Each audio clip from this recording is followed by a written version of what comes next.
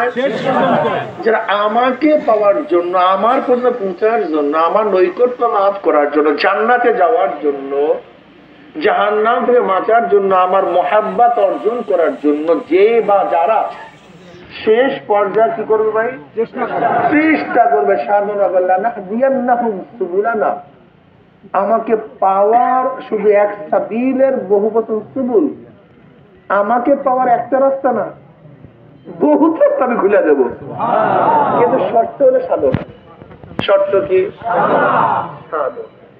সমস্ত নবীরা সাধক ছিলেন, বেশি চেষ্টা করেছেন। তোমার আমার বাবা আদম আলাইহিস সালাতু ওয়াস সালাম কেমন সাধনা করেছেন আমরা জানি। শুধু একটা ভুল করছিলেন। কয়টা ভুল? না 100? মাত্র একটা। গুনাহ না ভুল? ভুল। গুনাহ এবং ভুলের মধ্যে পার্থক্য থেকে আমরা বলতে পারেন হুজুর আদম আলাইহিস সালাতু ওয়াস সালামকে আল্লাহ পাক দমদম খেতে নিষেধ করেছেন, দমদম খাইছে, এইটাই তো ভুল, এইটাই তো অন্যায়, এইটাই তো গুনাহ।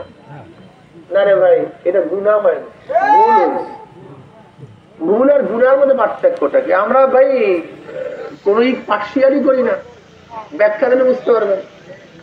ভুল এবং গুনার মধ্যে পার্থক্যটা ব্যাখ্যা দিলে স্পষ্ট হয়ে যাবে। এটা সরান্ত ভাই, চোখে পাস, এটা পিছনে সরাই।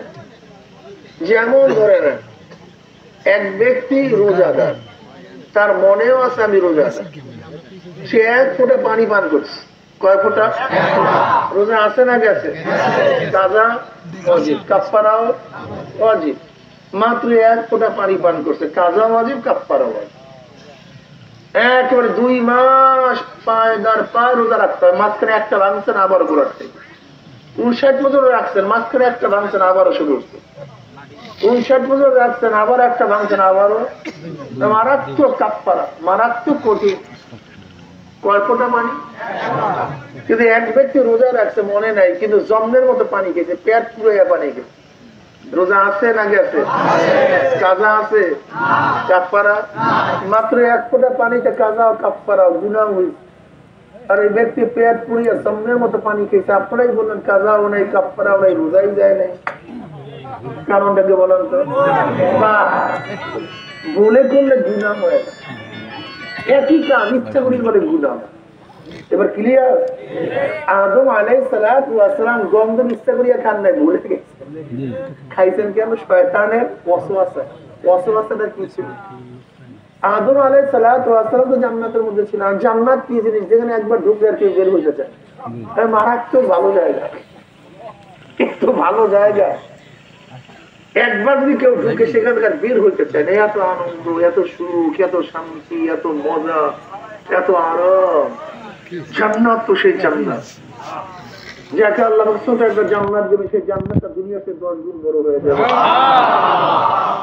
এই বাউফলের লোক এই সূর্যমণি এলাকায় 5 শতক জমি কেনার জন্য কত সাধনা করে, বাউফলে 10 শতক জমি কেনার জন্য কি টেনশন করেন, ঢাকায় সাধনা করেন 5 কাঠা জমি কেনার জন্য জীবন বিলেন, জীবন শেষ।